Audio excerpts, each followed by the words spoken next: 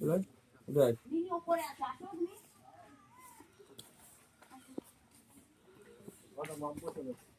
মাধ্যমিক প্রত্যেক পড়ুয়ার জীবনে প্রথম বড় পরীক্ষা, আর সেই পরীক্ষা দিতে যাওয়ায় কিছুটা ভয়, কিছুটা উৎকণ্ঠা কাজ করছিল স্নেহা হালদারের।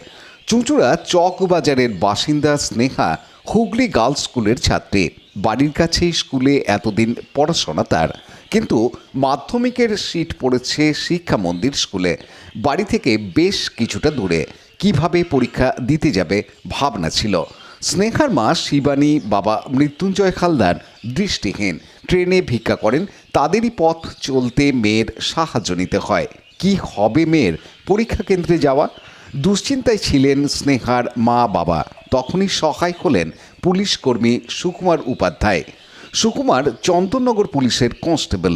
দৃষ্টিহীনদের নিয়ে কাজ করার সুবাদে স্নেহার মা বাবার সঙ্গে তার পরিচয়। স্নেহার মা সুকুমারকে ভাইফোঁটা দেন সেই পরিচয়ের সুবাদে। স্নেহার মাধ্যমিক পরীক্ষা, তাই তাকে বোর্ড, পেন থেকে প্রয়োজনীয় জিনিস কিনে দেন পুলিশ মামা। পরীক্ষা কেন্দ্র যে স্কুলে, সেই স্কুল গতকাল দেখে নিয়ে আসেন তার বাইকে বসিয়ে। যদি স্নেহাকে একা একা যেতে হয়, তার জন্য সদুয়ে খুচরো টাকাও দেন।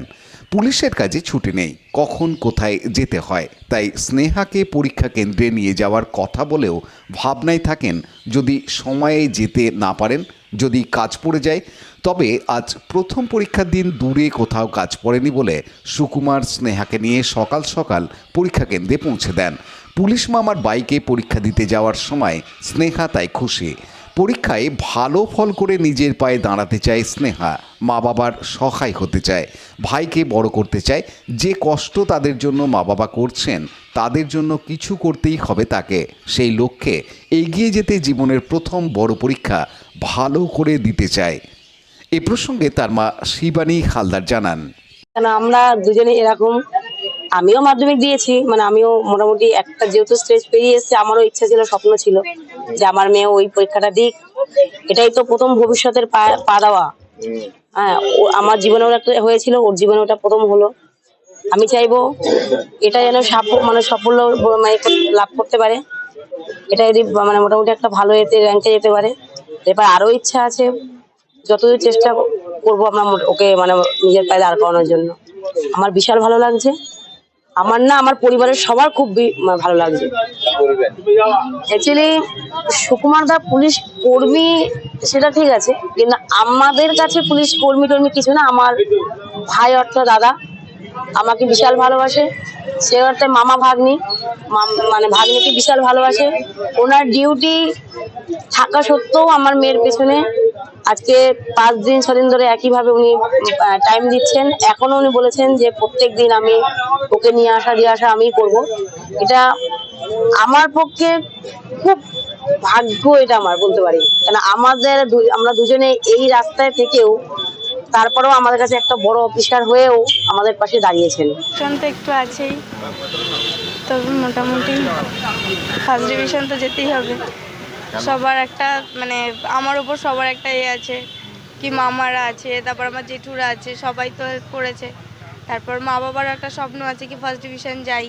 ফার্স্ট ডিভিশন না গেলে অনেক স্কুলে ভর্তি হতে পারবো না, অনেক প্রবলেম হবে, সাবজেক্ট নিতে পারবো না ঠিক করে, অনেক প্রবলেম হবে। সেই জন্য ফার্স্ট ডিভিশনটা চেষ্টা করছি। সব প্রিপারেশন মোটামুটি ভালো। হ্যাঁ,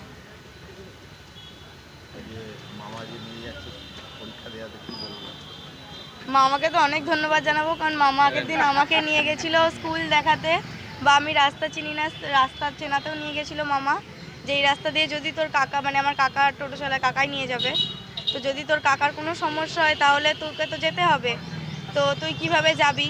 ধর কোনো টোটোওয়ালা রাস্তা চেনে না, হতেই পারে তোকে রাস্তা চিনি নিয়ে যেতে হতে পারে, টাইমে যেতে হবে। সেই জন্য আগের দিন মামা আমার রাস্তা চেনাতে নিয়ে গেছিলো স্কুলের সামনে।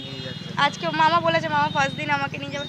এমনকি মামা এটাও বলেছে কি রোজ মামা আমাকে নিয়ে যাবে, রোজই নিয়ে যাবে, নিয়ে আসবে, কিন্তু তার মধ্যে তো বাড়ির লোক না। হ্যাঁ, কোনো অসুবিধা হলে একা যেতে হতেই পারে। যেমন মামারাও আছে, রবি মামাও আছে। হ্যাঁ, অনেক হেল্প করে। এমনকি মামা আমার টোটো ভাড়াটাও মামা দিয়ে এসছে, যে তোর যদি কোনো সমস্যা হয় 200 টাকার খুচরো করে 200 টাকা 10 টাকার নোট দিয়েও দিয়েছে, যদি তোর কোনো সমস্যা হয় 100 টাকার নোট যদি ভাঙাতে না পারিস 10 টাকার নোটটা রেখে দে, কি টোটোওয়ালাকে দিয়ে ঝট করে স্কুলে ঢুকে যেতে পারবি, কোনোভাবে লেট করবি না কোথাও। মা বাবার জন্য এটাই চাইবো কি আমি মানে পড়াশোনা করে বড় হয়ে কিছু করতে চাই। না, প্রথম কথা হচ্ছে ওর পারিবারিক অনেকটাই সমস্যা আছে। ওর মা বাবা দুজনেই দৃষ্টিহীন। তো দৃষ্টিহীন মা বাবা তার সন্তানকে যে এতদূর পড়াশোনা শিখিয়েছে, এটাই আমাদের কাছে গর্বের। যে একজন দৃষ্টিহীন মা বাবা তার সন্তানকে এতদূর পড়াশোনা শিখিয়েছে, আজকে ও মাধ্যমিক দিচ্ছে। অনেক কষ্ট করে ওরা একে বড় করেছে। তো আমিও চেষ্টা করলাম যে ওর স্কুল জীবনের প্রথম বড় পরীক্ষা যদি একটু ওর পাশে দাঁড়াতে পারি, সেই জন্যে ওর পরীক্ষার নিয়ে যাওয়া নিয়ে আসার দায়িত্বটা আমি নিয়েছি। আমার নিজেরও ডিউটি আছে, ডিউটিও করব, তার ফাঁকে ওকে স্কুল নিয়ে যাওয়া নিয়ে আসা, যে কদিন পরীক্ষা চলে সেটা চেষ্টা করব। পুলিশকে মামা বললে অনেক সময় পুলিশ রেগে যায়, আপনি কি সত্যি ওর মামা? না, আমার একটা ওর সাথে পারিবারিক সম্পর্ক। ওর মায়ের কাছে আমি ভাইফোঁটার সময় ফোঁটা নিই, আমি ওর মাকে দিদি বলি, সেই হিসাবে ও আমাকে মামা বলে। তো মামা ভাগ্নি আর কি পরীক্ষা দিতে যাচ্ছি, ভালোই লাগছে।